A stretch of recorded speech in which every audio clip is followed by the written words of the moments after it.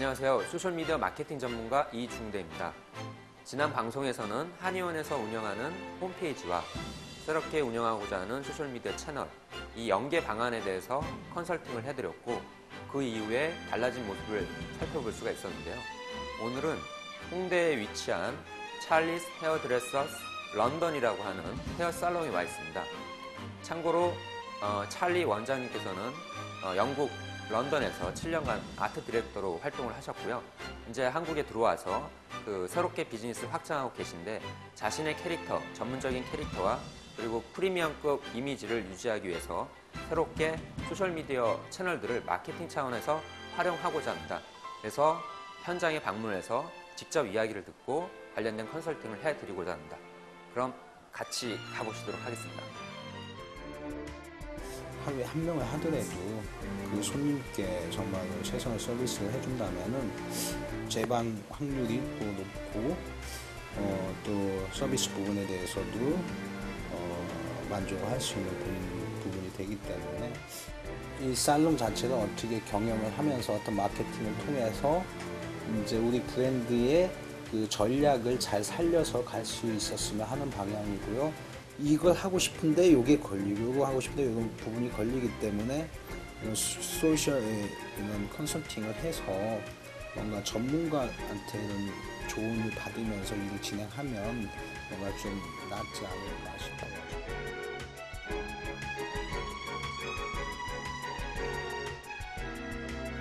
안녕하세요, 원장님. 네, 안녕하세요. 예, 반갑습니다. 반갑습니다. 예. 자, 그러면 지금부터 새롭게 웹사이트도 구축을 하시고 기존에 블로그를 운영해 오셨는데 그걸 좀 더 확대하고 트위터나 페이스북도 이제 새롭게 고려를 하시는 상황이시잖아요.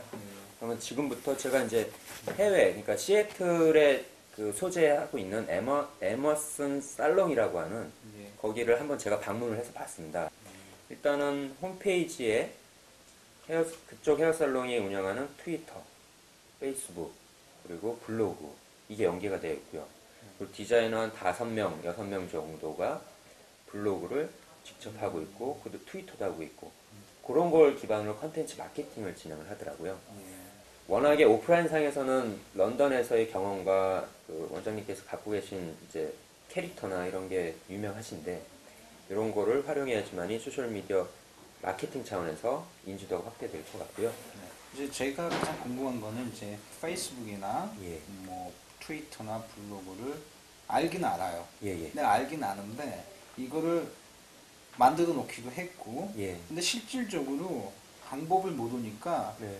자꾸 이제 손이 안 가지는 거죠. 네. 국내에도 이런 블로그, 트위터, 페이스북을 활용해서 자신들만의 고객을 유치하는 헤어 살롱이 있습니다. 그쪽 같은 경우도 트위터라는 거는 완전 생소했었죠. 2009년 중반이었으니까. 이제 그쪽 원장님한테 이야기를 했더니 원장님은 처음엔 이해를 못 하셨어요. 근데 거기 있는 젊은 매니저가 저한테 이제 30분, 40분 트레이닝을 짧게 받고 그걸 기반으로 이제 시작을 했던 거죠. 여기 헤어 살롱에서도 젊은 매니저가 있으실 거예요. 그분한테 이제 처음에는 전임을 해서 이걸 신경 쓰게끔 하는 게 중요하고요.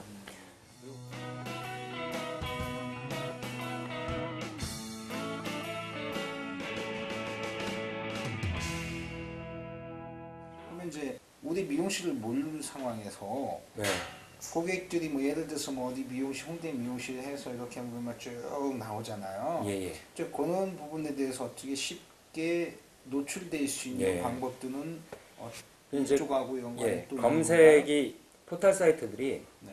자신들의 광고 상품을 먼저 위에 상단에 합니다. 그렇죠. 그래서 거기에 나오려면 광고를 집행해야 되는 부분이 있고요. 근데 이제 원장님께서 생각하시는 프리미엄급 이미지에 우리가 갖고 있는 철학이나 캐릭터나 이런 걸 제대로 전달하고 싶다. 그러면 그게 이제 키워드 광고 집행으로 극복할 사항이 아닙니다. 네, 원장님 생각하시는 생각을 광고에 담을 수는 없습니다. 우리가 이런 채널 활용하는 마케팅 활동이 물론 세일즈 기회의 확대가 있죠.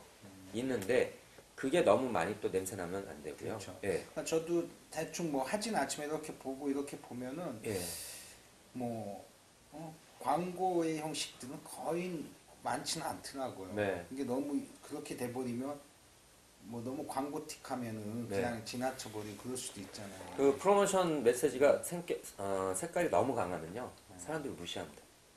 그래서 중요한 건 뭐냐면 우리가 갖고 있는 전문 인력, 우리가 갖고 있는 뭐 고객과의 스토리 이런 것들을 이야기를 하면 자연스럽게 그 컨텐츠를 통해서 우리는 다른 쪽과 다른 생각을 갖고 있다, 다른 뭔가가 있다 라는 걸 꾸준히 전달해야 된다.